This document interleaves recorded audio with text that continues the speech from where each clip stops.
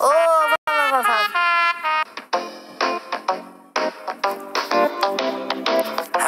Jangan nak berebut. Semua dapat.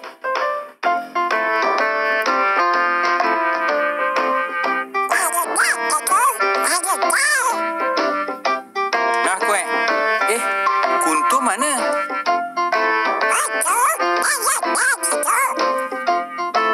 Tak datang? Oh, saya lupa. Dia demam kan? Nak ambilkan borang untuk kuntum sekali tak? Tak payah. Kenapa pula? Oh.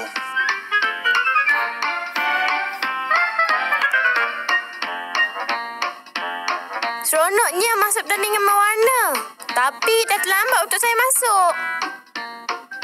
Weh, buat yang terbaik.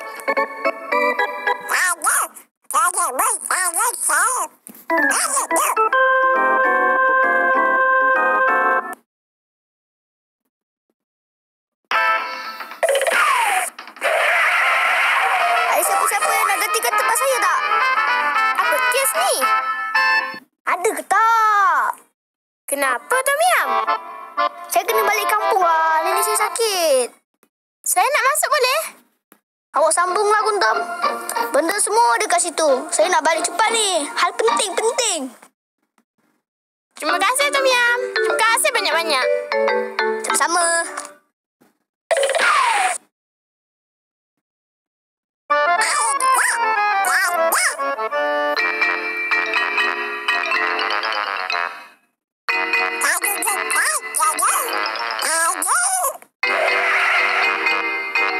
Baiklah murid-murid, masa dah tamat. Sila hantarkan kertas lukisan anda. Kuek, tolong hantarkan saya punya sekali. Tolong sekali, Kuek. Tolong.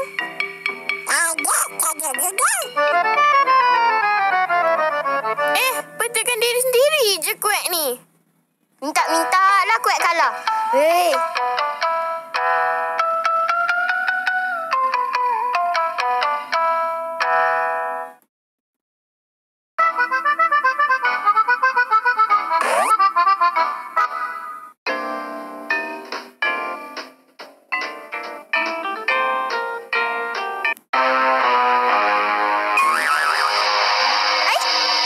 Nombor 1 sampai nombor 3 pemenangnya semua Kuek. Alah, Kuek kan tak mau kalah. Semuanya dia je yang bagus. Kuek tak fikir berperasaan kita.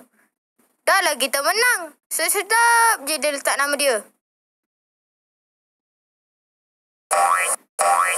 Pentingkan diri sendiri betul lah dia ni.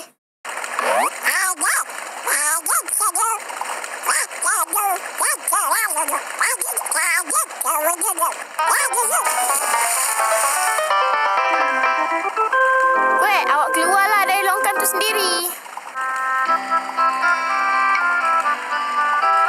Tak ada orang nak tolong awak, Kuek.